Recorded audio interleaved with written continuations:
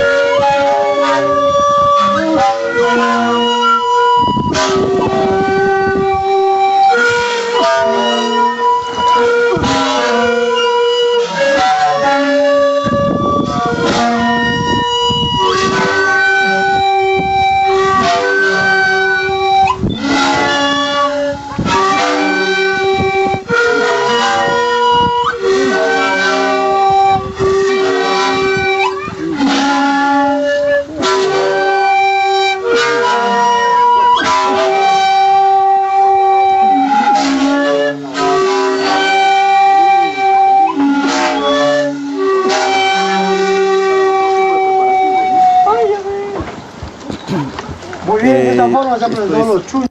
Esto es Huanta, Ayacucho, y de estos grupos registramos varias decenas, y como ustedes pueden observar, son grupos que están tocando la antara, son grupos de antaristas. No tengo acá ninguna antara, no he traído, por lo tanto no es ninguno de estos instrumentos. No están tocando siku, por si acaso. No tienen percusión, ¿no? Parece que es una constante que los grupos que tienen una referencia al antisuyo no usan percusión. Me recuerda algo de los chirihuanos, que por ahí de repente podemos hacer una relación. Bueno, este grupo nos llamó más aún la atención por la sonoridad, ¿no? Ustedes se pueden percatar, no sé si podemos bailar eso, ¿no? No sé si podemos grabar, identificar rápidamente, es bastante complicado. Bien, y después de hacer todo un trabajo sobre ellos, nos dirigimos más hacia el norte, más hacia el sur, hacia Puno.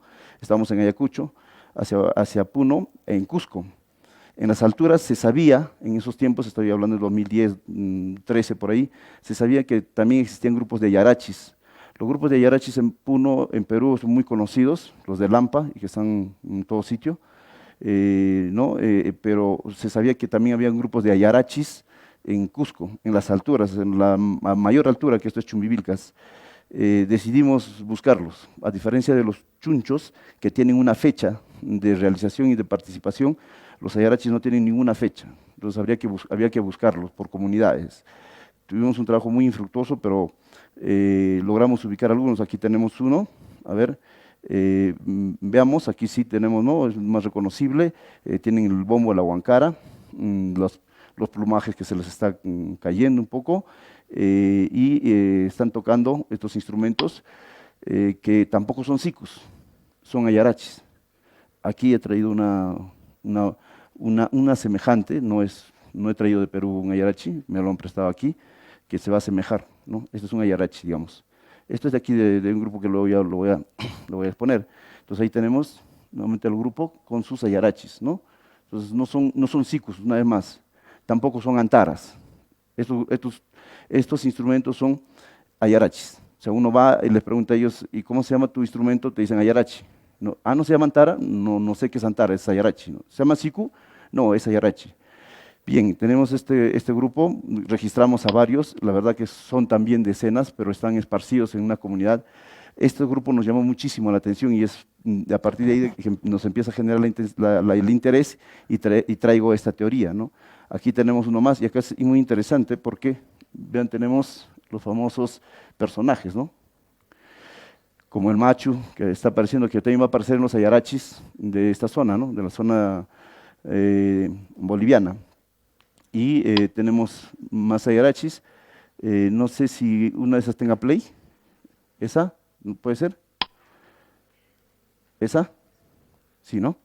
A ver, escuchemos por favor. A ver, de abajo hay uno que tiene que tener en play. No, el siguiente es el siguiente. Esta. No, antes entonces, esta debe tener, no sé, no se está notando. Dale un clic debajo de la... Ahí está.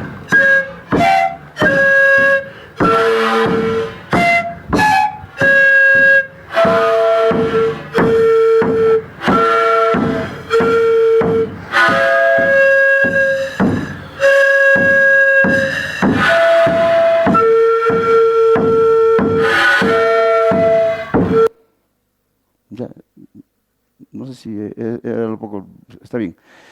Pero aquí observamos un grupo, digamos, diferente al anterior, ¿no? Y que ya tenemos la percusión, por ejemplo. Los otros están vestidos de chunchos. Este grupo, quiero retroceder, pero no me deja, ahí está. Ya los reconocemos, ¿no? Son como los ayarachis que ya lo vemos también en Lampa, en Puno y también aquí en varios sectores. Sin embargo, hoy hay una característica importante. Estos grupos no están tocando siku, les decía, como ven ahí, en primer lugar. En segundo lugar, nos llamó la atención muchas cosas nos llamó la atención estos viajes. Por ejemplo, el hecho que son pueblos quechuas, pero que ellos se reconocen que antes de ser quechuas, todos sabemos, creo que el quechua es una imposición tardía, ¿no? del pueblo quechua. Antes, obviamente, los pueblos tenían diferentes idiomas y eran étnicamente diferentes. Aquí ellos se reconocían que antes eran otra etnia y hablaban otro idioma. Ese idioma, ellos dicen que era el chumbivilcano. Entonces, como no puede ser posible, indagamos con personas muy serias sobre el tema, Cerrón Palomino, por ejemplo, y nos dijo que no había otra posibilidad que no fuera, que si no era el aymara, era el puquina, porque como que en el altiplano tenemos así, ¿no? El puquina, el aymara y el quechua, se van sucediendo en grados. Y al parecer este pueblo no había sido aymara, los demás sí, porque recordemos que el pueblo aymara, antes del crecimiento de los incas, alcanzaba hasta el Cusco. O sea, desde el Cusco era todo el Collasuyo. El Collasuyo hoy día como que empieza de Puno, pero para esos años también todo lo que es el pueblo de Cusco era aymara. Inclusive pueblos de alrededor de Chumbivilcas saben y están escritos en su historia que eran aymaras. Sin embargo, los chumbivilcanos se niegan a decirse que eran aymaras, que ellos se reconocen como otro pueblo diferente y a eso le llaman chumbivilcano. Pero obviamente los expertos nos dicen que no es posible, esto tiene que ser puquina, ¿no? Entonces eso nos llamó mucho la atención porque de ahí va a venir una construcción nuestra, una teoría nuestra de que los ayarachis son de procedencia puquina, porque luego vamos a rastrear a los demás conjuntos de ayarachis de alrededor del altiplano. Pues mi teoría, mi propuesta no es panandina, no estoy hablando solo de Perú. O sea, nuestro trabajo es todo el altiplano, digamos. Aquí encontramos varios tipos de ayarachis, vean, ¿no? Y arriba, el que habíamos mencionado, el de Cusco, que hemos escuchado. Estos son los de Potosí, aquí en Miculpaya, que también fuimos a registrarlos. Estos son en Tarapacá, en Isluga, Cariquima, toda esta zona que, por supuesto, antes del conflicto del Pacífico era peruano, ¿no? Y más abajo era boliviano. esto también está declarado Patrimonio de la Humanidad, ¿no es cierto? Eso es cosa de ustedes, lo conocemos. Son ayarachis. Acá nomás no funcionan como ayarachis, o sea, no se autodenominan ayarachis. Los demás sí, son ayarachis. Uno va, llega y dice somos ayarachis, ¿no es cierto? E inclusive hay un asunto bien simpático. Estos ayarachis de Cusco tienen la misma leyenda que tienen los de Sucre y que tienen los de Lampa. No estoy poniendo acá los de Lampa, los de Puno, que es esa idea de que ellos aparecieron y tocaron cuando murió el Inca Atahualpa, ¿no? Es una, digamos, una especie de leyenda que muchos han desechado, otros lo han escrito, mencionando que pues eso no puede ser cierto, y muchos últimamente lo han desechado porque, bueno, no se cree. De ahí viene la idea de que la yarachi es un tipo de música, o hacen un tipo de música fúnebre. De ahí va a venir la idea de que la yarachi es una música fúnebre, que los mismos grupos la van a negar, ¿no? Hoy en día uno va, conversa con ellos y dice, nosotros no somos música fúnebre. Pero la idea de esta relación que tienen los ayarachis con la muerte, sí es algo que hemos indagado, que no sé si tendré tiempo para poder explicarles sobre esa parte, pero sí es cierto. Lo que no está, gracias Elvira, lo que no está, digamos, bien asentado es que ellos hagan música fúnebre. Lo que sí nos parece que sucediera que en los tiempos precolombinos acompañaban estos ritos, que no eran de muerte exclusivamente, sino eran momentos de traslación, momentos de ir a otro mundo. Y en ese espacio estaban relacionados el trabajo de los ayarachis. Pero bueno, sigamos con la idea. Esto de los ayarachis nos hacía ver que había un gran espacio. Lo conversamos mucho con Javier Bellinger, que en paz descanse, me ayudó bastante en esto de la teoría, en algunos otros puntos también que lo voy a mencionar. Y aquí vemos, por ejemplo, un mapa, ¿no? Y vemos el alcance de los ayarachis. O sea, nosotros decimos que no puede ser gratuito que los ayarachis en Cusco tengan hasta la misma leyenda de Atahualpa y el mismo uso del instrumento, que es un ayarachi, no es un siku, una vez más vuelvo al tema, y los ayarachis que están acá tampoco, que están tocando, tampoco reconocen que tocan un siku, sino tocan un ayarachi. Y bueno, en el entramado hay bastantes grupos de ayarachis, pero ven el alcance, ¿no? Este alcance tan grande, tan amplio, los ayarachis, bueno, y aquí, en esta zona de Tarapacá, que sí, ellos sí mencionan ahora que tocan un siku, le llaman sikura, ¿no? Esto para nosotros va a responder a una lógica de desarrollo lingüístico posterior, es decir, la desaparición, el cambio de lo puquina por lo aymara, que eso también está bastante documentado. Más aún con la caída de Tiahuanaco, que para los mejores investigadores era el pueblo puquina. Es más, Valdemar Espinosa menciona que debería llamarse el pueblo puquina, no Tiahuanaco. Iban desapareciendo y lo que se iba conformando era el pueblo aymara, ¿no? Entonces se iban aymarizando y desapareciendo lo puquina. Entonces, para nosotros es ese proceso que va a sufrir este lado y va a terminar siendo aymarizado. Por eso es que en esta zona no encontramos pueblos quechuas, por ejemplo, sino puro aymaras. En las otras zonas sí, que también hay una relación entre lo quechua y lo puquina. Pero bueno, entonces esta aparición de grupos con ciertas características comunes nos hicieron pensar que había un grupo muy particular que estaba funcionando antes de la aparición de los sikus y de los sikuris, que eran los ayarachis, y nos atrevimos a formar una tipología. Ahí vemos, por ejemplo, además de las monteras son elementos sagrados, porque están hechos de plumas de animales totémicos, ¿no es cierto?, como el cóndor, como el suri. Esta inclusive nos llegó, en otro trabajo nos llevó a sustentar que los ayarachis eran grupos sacros, o sea, estaban reservados para momentos muy especiales de alta religiosidad. Por ejemplo, para cuando se invocaba al Illapa, que era la deidad mayor en el tiempo de los puquinas, más que el sol. Entonces, ella era una deidad bastante complicada. Para eso estaban los ayarachis. Luego también para esta traslación, le decía con lo de la muerte, los plumajes nos hacían ver eso, ¿no? Luego la percusión. Esta es una percusión muy andina. Eso está en la arqueología. Eso es, si queremos conocer un bombo, ¿ya? De procedencia completamente precolombina nuestra, es esta, la que llamamos huancara, hacia el norte en el Perú, Tinja, etcétera. Esos son los bombos. Los bombos que van a aparecer posteriormente, evidentemente son de influencia colonial y más adelante, ¿no? Aunque no les guste a algunos que tocan los bombos tubulares, pero son bombos tubulares que probablemente vienen del tiempo napoleónico, cuando aparecen justamente los napoleones y los bombos legüeros con los bordes de madera, ¿no? Aquí tenemos entonces los bombos. Y otra cosa más, pero aquí lo que más me interesa es el caso de la zampoña, que es lo que estoy tratando de enfatizar. En el caso de las zampoñas vemos que el instrumento que usan, voy a seguir diciéndole zampoña, porque en realidad debería decir ayarachi y no debería decir siku. La zampoña que utilizan es unitario, no sé si nos hemos percatado, es decir, no es ira y arca, o sea, no es un siku, es un instrumento unitario, tal cual la antara. Por eso vimos el primer video donde están los antaristas tocando. Los antaristas no tocan entre dos, tocan cada uno su instrumento y entre todos hacen un trabajo colectivo.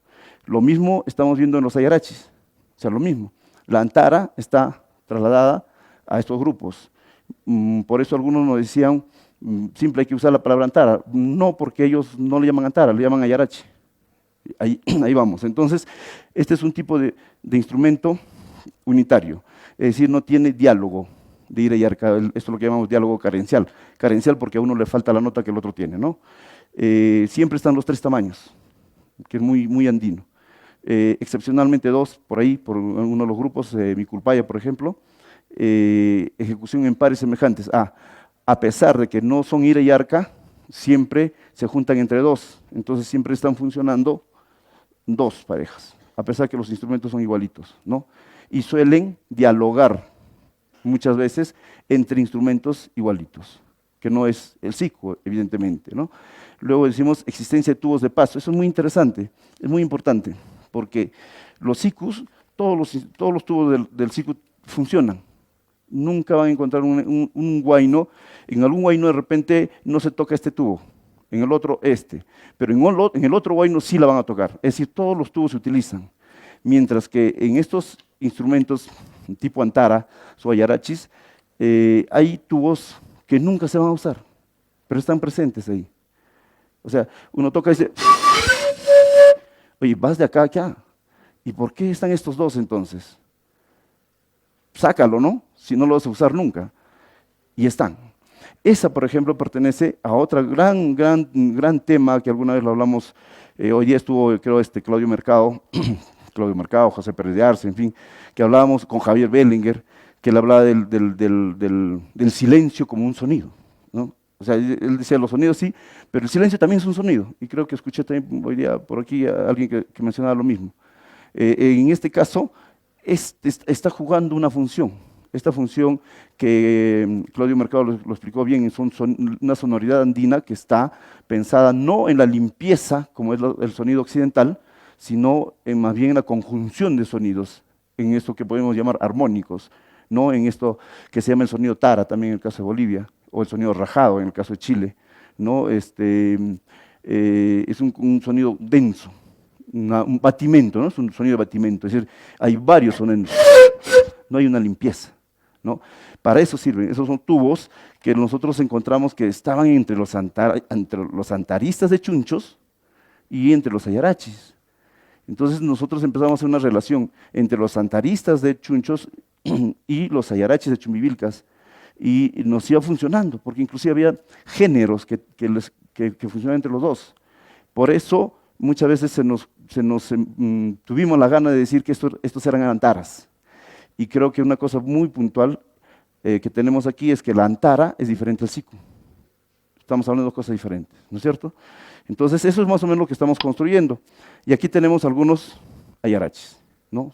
Estos instrumentos que tenemos, son de varios grupos recogidos, ya hay algunos de aquí también de Bolivia. Y estos de aquí abajo, estos dos, son precolombinos. Como ven, esto es Nazca, ¿ya? Y el otro es probablemente Wari. Bueno, hay características que nos hace pensar que, por supuesto, hay una historia atrás, ¿no? Probablemente, como se esté tocando ahora que escuchamos, es probable que los nazcas también hayan usado estos, ¿vean? Y que no todos los tubos. Me parece que uno de los grandes problemas de lo que han estudiado las antaras de Nazca, las cerámicas, es que han pensado que todos los tubos tienen una función. Y porque no han escuchado a los ayarachis o no han escuchado a los antaristas de los chunchos, que no utilizan todos los instrumentos. Entonces empiezan a buscar una relación, escalas, midiendo todos los tubos, cuando no todos los tubos son usados necesariamente, ¿no? Pero eso mostraba esto. Aquí tenemos, amplió el mapa entonces, ya no hasta Cusco, sino ahora hasta Ayacucho, es decir, con los nazcas. Y aquí tenemos la tropa de los nazcas, una tropa de antara, de cerámica, una tropa original, que está en los museos de Perú, y esta es la tropa que nosotros recogimos en nuestros trabajos ahora, en estos años, en Cusco. Vean ustedes, ¿no?, la similitud así a simple vista. O sea, estamos en el mismo espacio. Esto, Nazca, está 200 antes de Cristo, hasta los 500, 800 después, ¿no? Y los ayarachis un poco nos perdemos ahí, pero luego vamos a ver los periodos. Entonces, nos parece que estamos ahí, nos parecía que estábamos encontrando, ¿no?, un periodo perdido, ¿ya? Un periodo que estaba funcionando en una especie de grupos. De pronto aparece esto del siglo XIX, el siglo XX, que para nosotros es la expansión del siku y el sikuri. Ojo con esto, he tenido bastantes discrepancias, que es normal, ¿no?, pero algunas muy molestas. No estoy diciendo que el siku aparezca en el siglo XIX, no.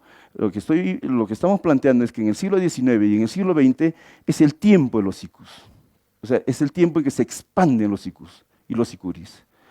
Aquí tenemos una fotografía, me parece que es de Berger, de Pierre Berger, aquí en el altiplano.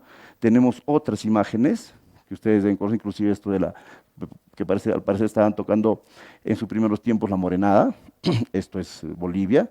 Lo de arriba están vestidos de pizarro, ¿no?, ya de esos tiempos medievales. Esto es Puno, esto también es Bolivia. Entonces, evidentemente, los mistisikuris, o sea, los sikuris que escuchamos que se toca con un solo bombo, y se toca la tarola, y se toca el siku, el lira y el arca, están apareciendo con mucha fuerza en el siglo XX. ¿No? Ahí está el artículo de Gerardo Ichuta, que es un artículo que nos marcó bastante cuando lo leímos en su momento, y coincidimos, porque nosotros hicimos el estudio del lado peruano, él hizo el estudio del lado de Bolivia y mencionaba que los mistisikuris eran un producto cultural de las clases medias, ¿no?, que estaban en crecimiento. Por supuesto, el siglo XX, el desarrollo cultural de las clases medias, cholas, de los villorios, de las ciudades intermedias, como se quiera llamar, los mestizos. En el caso puneño son los mestizos, los vecinos, ¿no?, para hacer un poco de música decente, pero con un instrumento que probablemente era muy del lugar.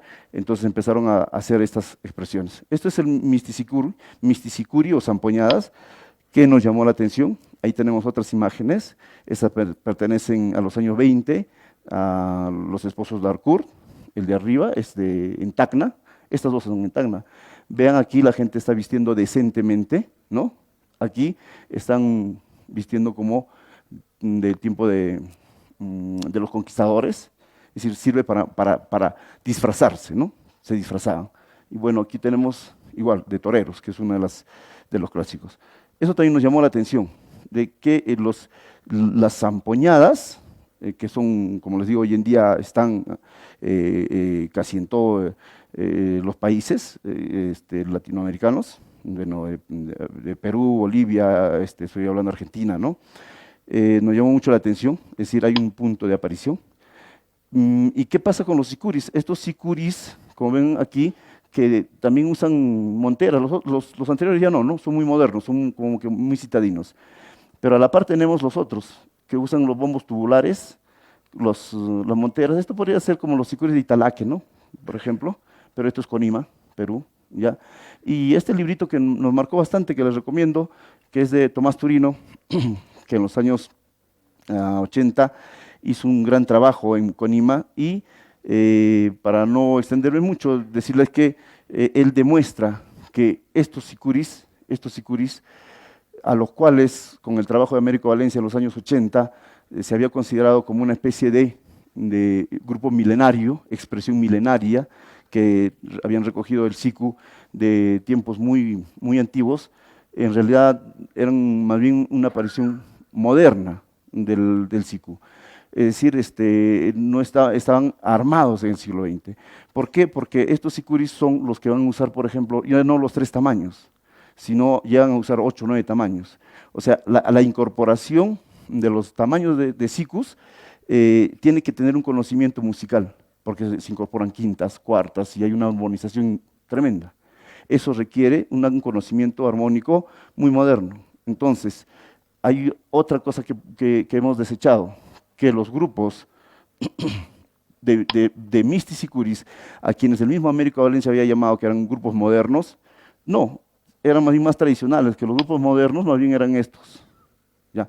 No sé si esto alcance a la región de Bautista Saavedra, no lo he relacionado, pero me quedo en Conima, ¿no? Me parece que va por ahí también.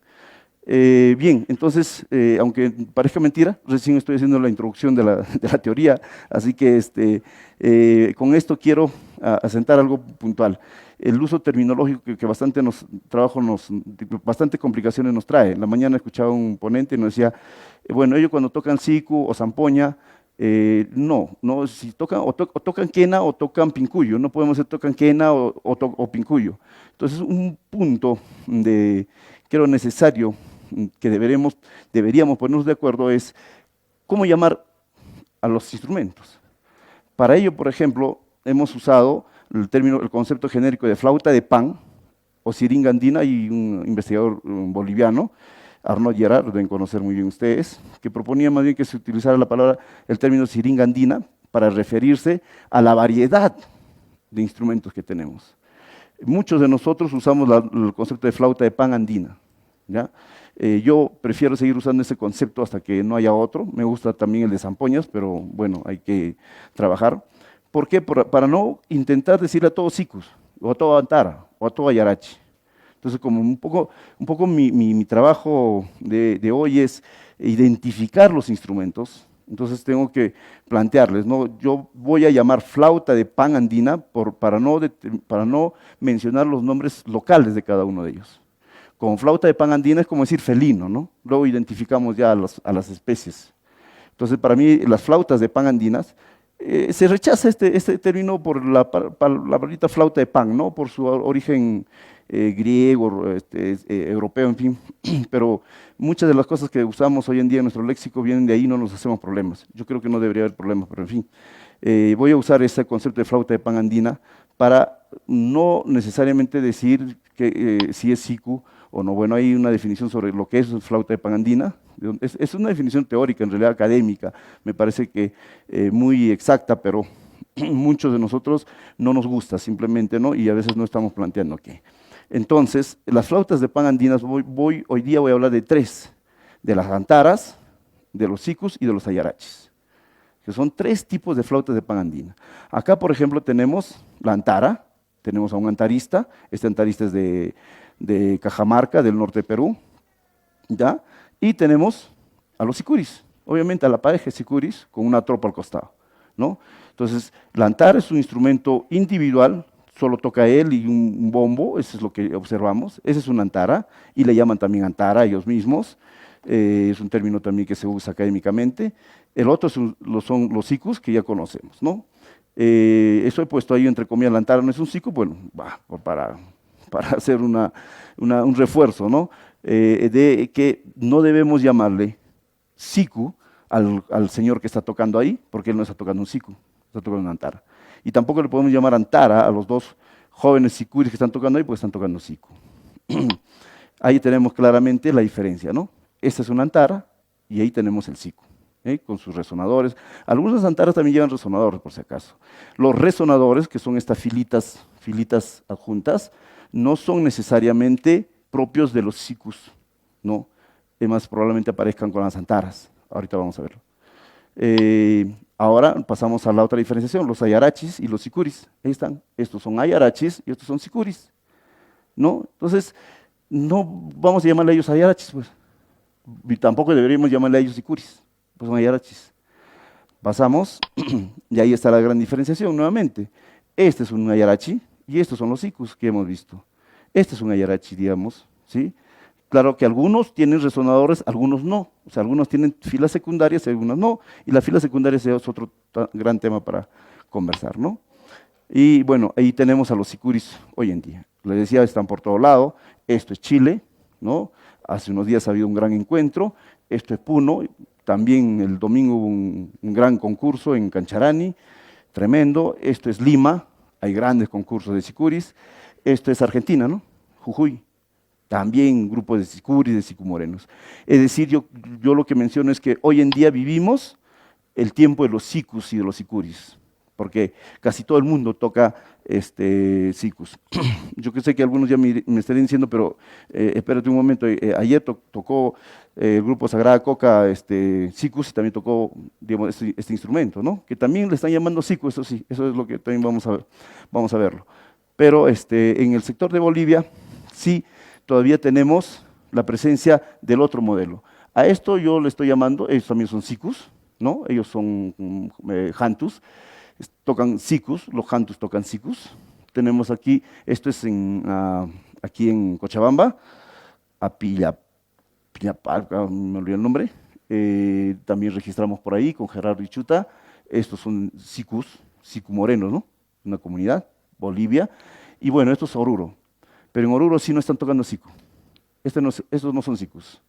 Ellos sí le están llamando sicu, le están llamando sicu ciertamente, pero ahora explicaré por qué le llaman sicu, pero entendamos que no son sicus, o sea, no hay ire y arca aquí, son instrumentos unitarios, ¿ya? A ver, vamos a avanzar. El siglo XVI, el tiempo de las antares y los ayarachis. Yo propongo que el siglo de los sicus está en el siglo XIX y XX principalmente. El 19 muy poco, el 20 sí, el 20 es la revolución de los grupos de los sicuris y de los sicus como instrumento. Pero si nos vamos al siglo XVI, cuando llegan los españoles y es el tiempo en que tenemos mucha referencia, nos vamos a dar cuenta que los sicus no están presentes. Aquí tenemos la referencia de los cronistas. El primer 1608 González Holguín solo menciona a la antara, ¿no? Guamán Poma de Ayala, en el inmenso libro, menciona la antara decenas de veces. Fernando Montesinos, 1628, menciona la antara, no menciona al sicu. Francisco de Ávila menciona la antara, no menciona al sicu, ni al ayarachi. Bernabé Cobo también menciona la antara. Bertonio menciona al ayarachi. Bueno, estamos también más al sur, ciertamente. Y también están mencionando al sicu. Está por acá, ahí está, ¿no? Pero como que, una cosa así como que, hay, ¿no? Pero sí está, ojo, lo estoy mencionando, sí está. Pero se hace mucha referencia al ayarachi. O sea, el ayarachi, digamos, le da por todo lado. Ahí está Bernabé Cobo y explica, y nuevamente varias veces ayarachi, y el sicu ya no vuelve a estar presente. Arzán Orsúa, nuevamente ayarachis, y es él más bien quien desarrolla una de las únicas, creo yo, por lo menos lo que he estudiado, es la única versión que nos deja de que los ayarachis, digamos, eran de carácter fúnebre, por decirlo de una manera. ¿Cuándo? Cuando él menciona que cuando a las minas de Potosí, la gente que era trasladada para ingresar a las minas de Potosí esperaban su tiempo. Y en esa espera tocaban los ayarachis. ¿Por qué? Porque sabían que esto era una especie de muerte segura.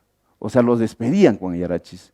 Entonces, Arzán Orsúa nos está diciendo en el tiempo de los cronistas que sí, los ayarachis tocaban en estos tipos de momentos, en estos momentos en que tenía que ver con la muerte. O sea, no es tan descabellada la idea de los ayarachis y lo fúnebre, por si acaso. Claro que más adelante, que hoy día ya se haya olvidado, eso ya es otra cosa. Pero como vemos, ahí está, tenemos a los cronistas y salvo Bertonio, que hace un diccionario, menciona Sicu, ¿no? Pero como siempre les digo, es un diccionario, o sea, tenía que mencionarse, lo tenía que mencionar. Pero los demás cronistas que están llegando y están observando y están escribiendo, están hablando de los ayarachis, no están hablando de los sicuris. No hay ninguno, salvo el que hizo el diccionario, que ha mencionado al sicu. Siempre hemos dicho que Garcilaso de la Vega, esa hermosa descripción que hace, la más bonita que tenemos de los cronistas, sobre el instrumento, siempre lo hemos pensado automáticamente que es el sicu, ¿no? Pero siempre lo hemos pensado así.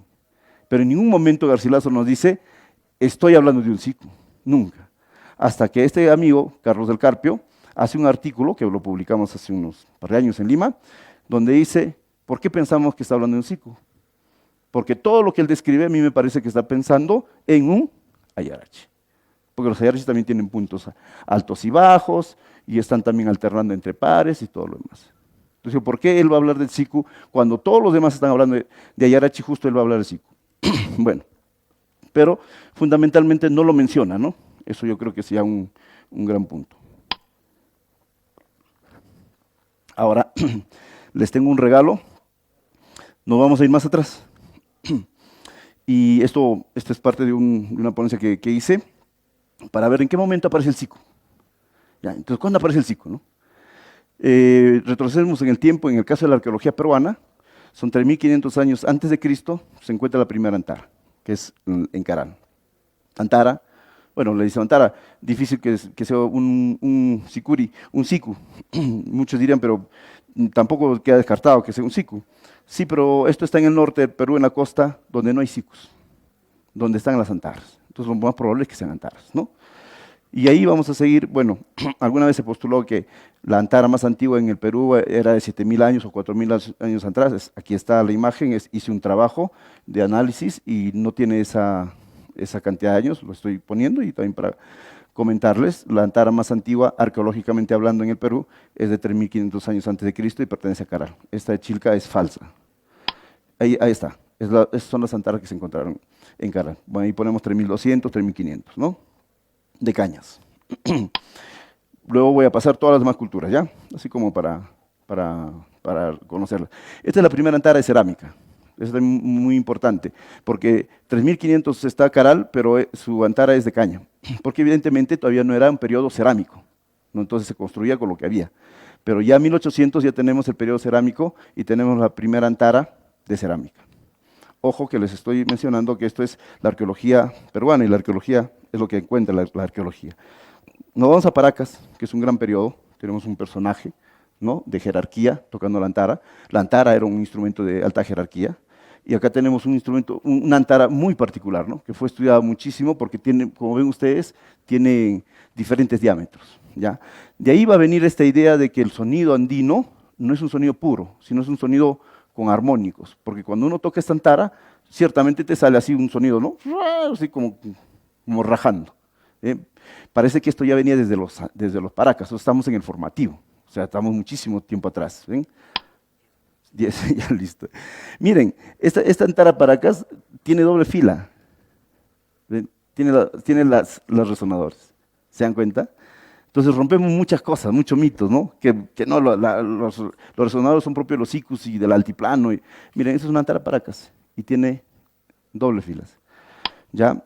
Ahora, este conjunto de paracas de antara Paracas que están en un mismo escenario, en un solo entierro, nos hace pensar que probablemente los Paracas ya tocaban en grupo, ¿no?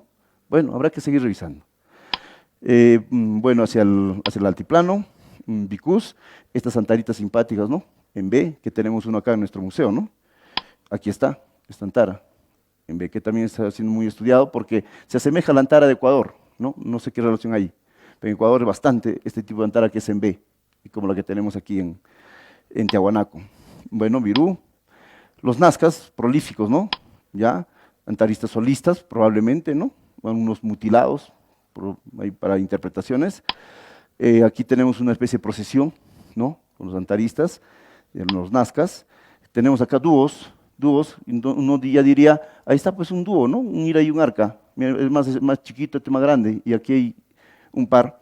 Pero en el caso de Nazca, hay también nuevos pares, más pares, por si acaso.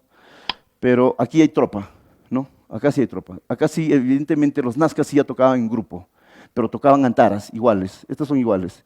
Estas dos son iguales, solo que están a la octava. Si acaso hay 2 octavas.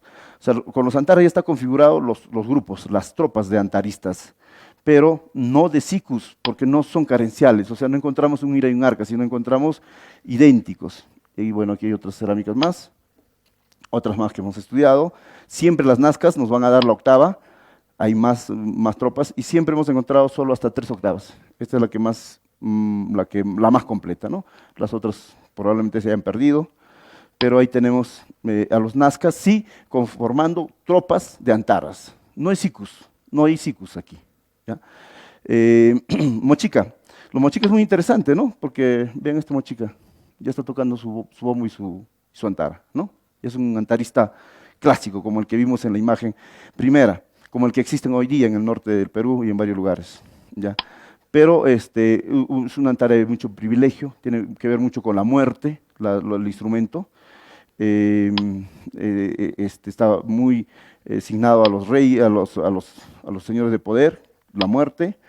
Acá tenemos pares, parejas. Todo esto ha hecho pensar a Américo Valencia que los sicus se habían originado ahí. Esa es su gran teoría de Américo, ¿no?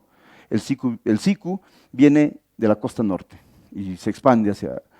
lamentablemente, inclusive acá tenemos una especie de tropas, ¿no? Tropas, y dos, siempre, ¿no? Hay dos mirándose, ¿no? Probablemente, ¿ven?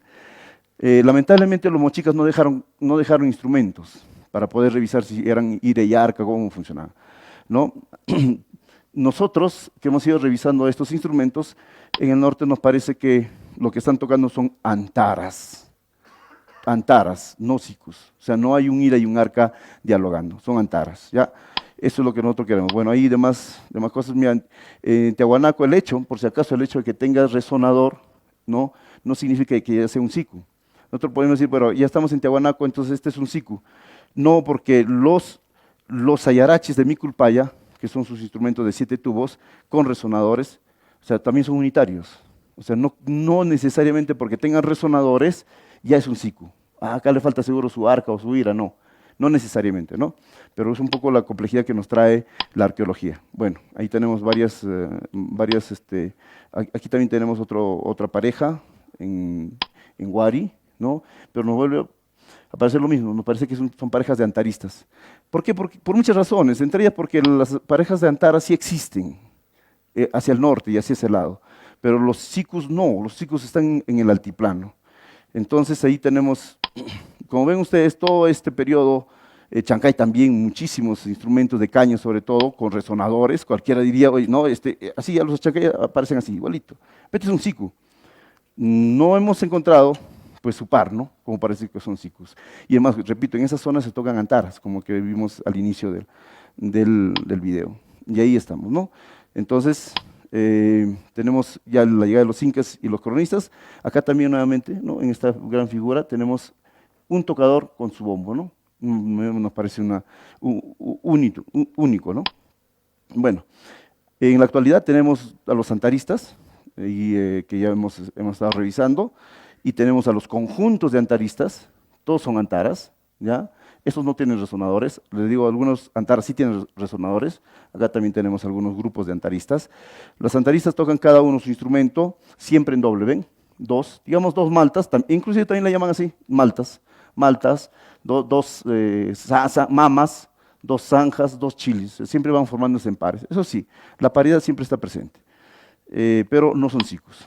Nuevamente aquí que ya habíamos mostrado, el ayarachi, que es el que estábamos pensando. Estos son los conjuntos de ayarachis que ya estamos viendo, que también nos parecen como que fueran antaristas, ¿no? Solo que tienen otras características. Muy bien, ahí empezamos a revisar otros grupos en el altiplano, como por ejemplo estos callamachos, que tocan también el instrumento unitario, o sea, esto. Ellos le dicen callamachos, pero en algún momento, por ejemplo, en este caso, algunas de las personas nos dijeron, nosotros nos llamamos antes ayarachis, ahora somos callamachos, ¿no? Y cuando revisamos sus características y, por ejemplo, en qué tiempo tocan, por ejemplo, ellos tocan cuando se muere el jefe, cuando se le despide al jefe. O sea, una vez más volvemos al asunto de la Yarachi. Entonces, lo que pasa es que algunos dicen, pero profe, ¿por qué le llama Yarachi si no son Ayarachi, son Cayamachos? Entonces, por eso que hemos usado esta salida, ¿no? Le llamamos el modelo Ayarachi, porque vienen también de esos tiempos, tienen las monteras y todo lo demás. Ya, ok, entonces a todos estos grupos de estas características en el altiplano le hemos llamado modelos Ayarachis. En algunos casos son Ayarachi, por ejemplo, este está en La Paz, y que se llaman realmente Aarachi. Este es un claro ejemplo de cómo se está renombrando con la intensidad que tiene el idioma aymara. Estos ya no, en muchos casos ya no se llaman arachis, se llaman sicuris o sicurillano. Por ejemplo, lo que antes se llamaban ayarachillano, hace 50 años, hoy día lo encontramos como sicurillano. Es decir, la palabra aymara de sicu y sicuri está copando todo, pero no quiere decir que sean sicus, sino que anteriormente eran, ahí están los ayarachis de Humala, que repito, ya no le llaman, inclusive a su instrumento ya no le llaman ayarachi, le llaman sicu, sicuri. Igual con muchos de estos grupos, ¿ya? Ese es el caso más ejemplificador, es el de Chile, el del norte de Chile, que no hay ayarachi, no le llaman ayarachi a su grupo, ellos se llaman sicuras, y a su instrumento también le llaman sicura. Pero cuando ellos llegaron a Lima y se encontraron con los ayarachis de Chumbivilcas, prácticamente se emparentaron y dijeron, nosotros somos los mismos. Entonces, lo que nosotros advertimos es que habían asimilado a la palabra sicu y sicuri, la palabra aymara de sicu y sicuri, dejando de lado pues, los nombres antiguos, que probablemente sean de ayarachi, que sí había quedado en Chumbivilca porque es un lugar inaccesible. Encontrar un grupo de ayarachi es realmente muy complicado. Entonces, nos parece que por ahí íbamos sacando algunas cuentas, ¿no? Ajá, pero alguien nos puede decir, uy, pero, y esto es lo que nos dijo Javier Bellinger, ¿y qué hacemos con los ayarachis que tocan siku? ¿No? Porque hay ayarachis que tocan siku.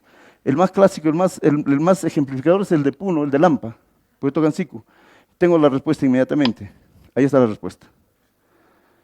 ¿Qué vemos aquí? Esta es una fotografía de Javier Bellinger, ¿ya? Y cuando hablamos con él me dijo, tiene razón, Carlos, los ayarachis de Lampa cambiaban de instrumentos. O sea, en algún momento asimilaron el siku. Si hace rato habíamos hablado que en los años 1900 el siku se volvió una fiebre, todo el mundo tocaba siku, ¿por qué no los ayarachis también asimilaron el siku? Y esa para nosotros es la respuesta, porque solo encontramos 3 tipos de ayarachis que tocan siku. Los de Lampa, estos, los de Taquile, también en Perú. Sobre esto fue contundente, por ejemplo, César Suaño, dijo, ellos son ayarachis, son los ayarachis, lo que pasa es que ya ahora le decimos sicuri, pues son ayarachis, es más, tienen canciones que son ayarachis, ellos tocan ayarachis, y por supuesto han asimilado el siku. Esto también en Amantaní, esta imagen nos alcanzó Javier Bellinger, dice, ellos antes tocaban ayarachis, ahora tocan, bueno, le dicen la quita es el siku, ¿no? Bueno, acá está lo Cayamacho que expliqué, y finalmente los de Sandia, que también tenemos la versión de que el ayarachi Sandia ya se había extinguido y por estas políticas de protección y de difusión y de renovación nuevamente de las cosas, se volvió a reconstruir, digamos, pero usando el modelo siku. Entonces ahí tenemos a los principales ayarachis que podemos ser excepcionales, ¿no? Bueno, tengo bastantes testimonios de cómo estos conjuntos están muy presentes a inicio del siglo XX. Por ejemplo, miren, esto, en Puno nada más, habían ayarachis en todo lado, en Carabaya, Coasa, Yapata, Usicayos, en Azángaro, en Arapa, Asillo, en Santiago de Pupuja, en Melgar, en Cupi, en Yayu, en Orurillo, en La Napia, en Taquil, en Amantaní, etc. Y eso que he revisado el lado peruano. En este lado también. O sea, se han ido o desapareciendo, como está pasando en Ayacucho, en Cusco, o se han ido renombrando. Pero son bastantes. Ahí está uno de los claros ejemplos, ¿no? Estos de Arnaud Gerard, me lo pasó, con Gustavo Gutiérrez, me parece, el amigo de Oruro. Me dice, antes se llama Arachillano, ahora se llama Sicurillano. ¿Ven? ¿No? Y la próxima dice, no, estos no son ayarachis, son sicuris. Claro, porque se están renombrando. Ya hay otra versión también, por ejemplo, de los surisicuris, ¿no? Los surisicuris, dice, esos serán ayarachis, ¿no? Que luego se ponen suri, sicuri y ya terminan como sicuriada, ¿no? Pero tenemos ahí mucho. Esto de Maxwell es fantástico, ¿eh? Yo sé que ya me estoy quedando sin tiempo, pero lean esto de Maxwell, está en las redes. él cuando estuvo aquí en Tahuantinsuyo, en Tiahuanaco, en los años 1900, hace una descripción de una fiesta. Y de esa fiesta, él ve que solamente hay 2 grupos que tocan sikus, y los demás, como 8 o 10, tocan estos instrumentos unitarios. Y les va a llamar, por supuesto, que son muy rústicos, son muy lentos, no son para bailar. En cambio, los de sicuri son muy bailables, la gente le gusta, son más mestizos. Ahí nos está dando la razón por qué más adelante se va a hacer todo un boom. Y los otros más bien van a tender a desaparecer o a alejarse, ¿no? Esto de Ule, y hay otros más, ¿no? Que he puesto ahí algunos. Y algunas sí, fotografías que nos demuestran que para los años 1900 era también una cosa muy presencial. Ahí tenemos algunas fotos de estos viajeros que nos han dejado, vean, ¿no? Todos estos son, con lo que diríamos ahorita, surisicuris, o sea, son modelos ayarachis, ¿ya? Ahí están, muchos de estos, y los mismos surisicuris son una sobrevivencia de esto. Y bueno, ahora sí, con esto sí termino. Esto está, por ejemplo, en Tapacarí, en Cochabamba, donde fuimos a revisar. Vean ustedes las monteras, el instrumento, no es un siku, no es un siku. Ellos le dicen, en Tapacarí le preguntamos, ¿y cómo llamas a tu instrumento? Nos dicen, es un sicuri, ¿no? Es un sicuri. Bueno, sí, ya le llaman sicuri, pero reitero, yo creo que es el nombre que ahora se está usando, que no debe ser su nombre anterior. Y por supuesto las sicuriadas, ¿no? Y con esto sí termino. Hemos recogido bastante de estos grupos que ya no son como los surisicuris o los callamachos o los mimulas, que son grupos como que muy antiguos, muy arcaicos, que están así muy medio marginales también, sino que aquí vemos, por ejemplo, hace 2 semanas en Oruro, un gran festival de la sicuriada, y hubieron decenas de grupos con decenas de integrantes, y no están tocando el siku, por más que ellos le digan que es siku, ¿no? No están tocando el siku, están tocando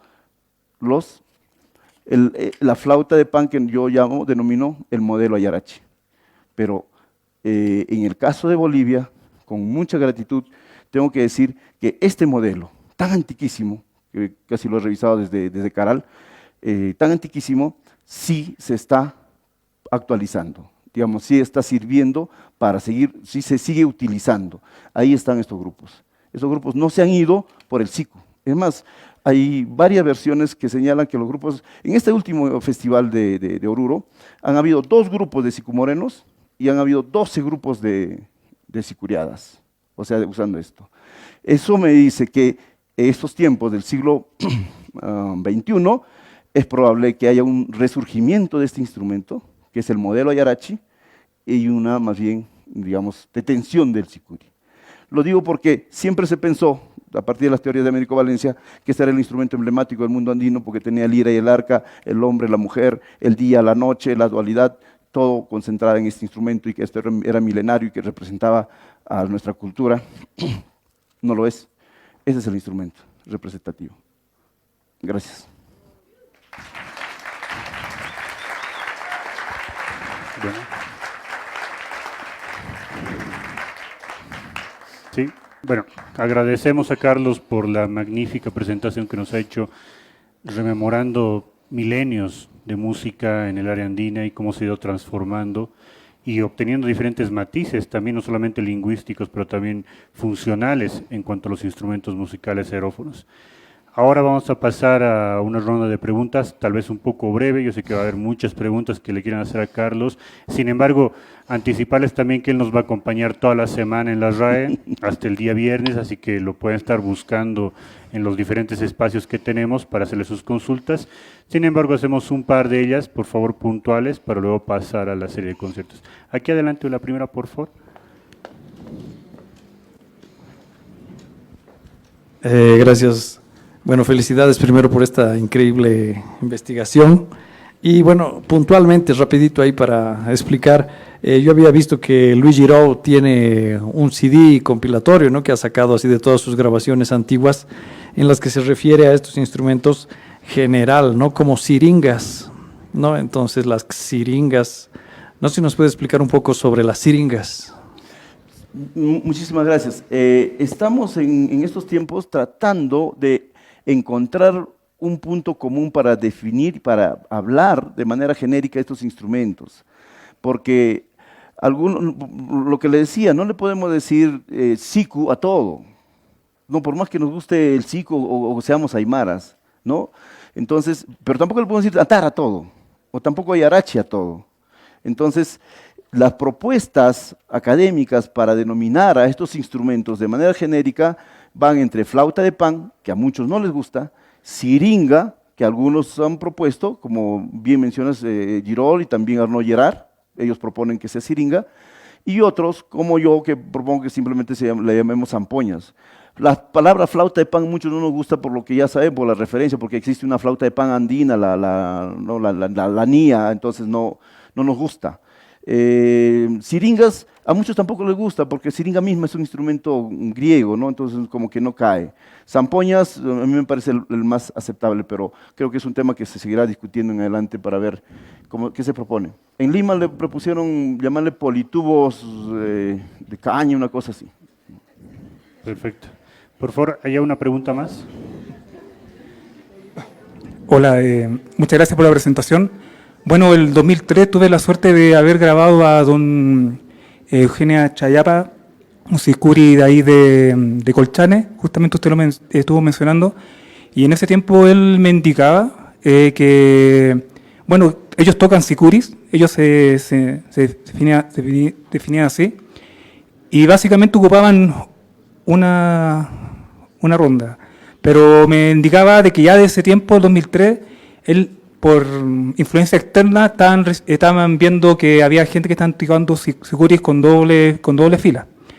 Y justamente lo que usted muestra en las fotos, actualmente en Iquique, tocan sicuri de doble fila y no de una. Entonces esos cambios igual son rápidos, pueden ser de 20 años, 10 años, y no sé si usted ha registrado esos aspectos. No, la explicación es muy, muy fácil. Los 1900, voy a hacerlo así bien gráfico, con todos los problemas, ¿no? En los años 1900 hay una expansión del sicuri, de tipo mistisicuri. Llega a Moquegua, llega a Sicuani, está en La Paz, se va a Santiago, está Iquique. Ahí aparecen los grupos de mistisicuris que tocan el lira y el arca. Claro que en Moquegua y en Tacna no lo tocan de cañita porque lo hacen de lata. Claro que en Tarapacá y en Iquique no lo tocan de cañita porque lo hacen de plástico. Pero todos tocan lira y arca. Pero eso es los años 1900. Para eso ya en Colchán, en Isluga, existían, no sé desde qué tiempos, vendrán estos grupos que tocan este instrumento de una sola. Eso es, o sea, en Chile tenemos un movimiento urbano que tocan las laquitas de ira y arca, ¿no es cierto? Con el bombo militar, la tarola, además tocan cumbias y todo lo demás. Eso es, todos los que han escrito sobre las laquitas dan su origen inclusive en 1948, 45, o sea, recién.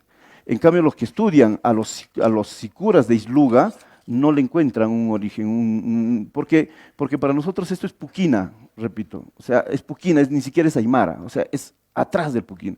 Y hay muchísimas razones por qué señalo, porque puquina, tenemos todavía algunos libros amarillos gruesos donde está todo el sustento, inclusive el lingüístico. Serrón Palomino trabaja con nosotros para identificar qué cosa significa yarachi, de dónde viene, por qué es puquina. O sea, ahí podemos desarrollar más y como bien nos dice Salvador, podemos conversarlo en los pasillos. Cualquier rato voy a estar, sí, ciertamente, muy predispuesto a seguir conversando con ustedes. Sí, termino aquí. Si me preguntan, los ritmos, sí, las melodías, eso también lo discutimos.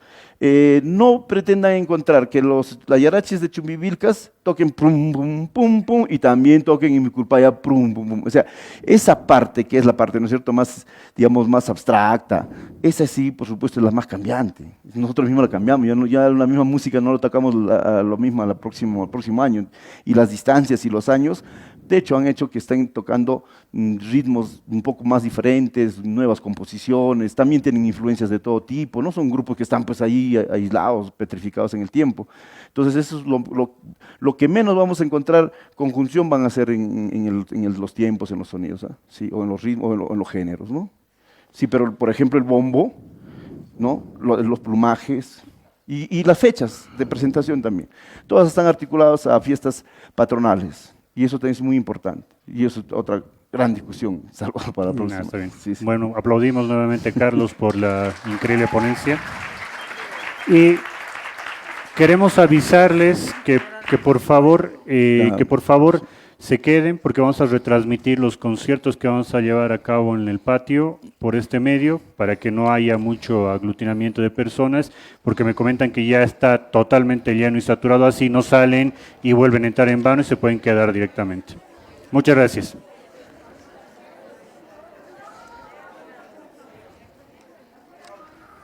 Los sonidos nacen del pulmón, del agua Sí te y escuché. del viento. Los carrizos. Chuyman Taquipa, el fluir. de Ah, la ya. vida.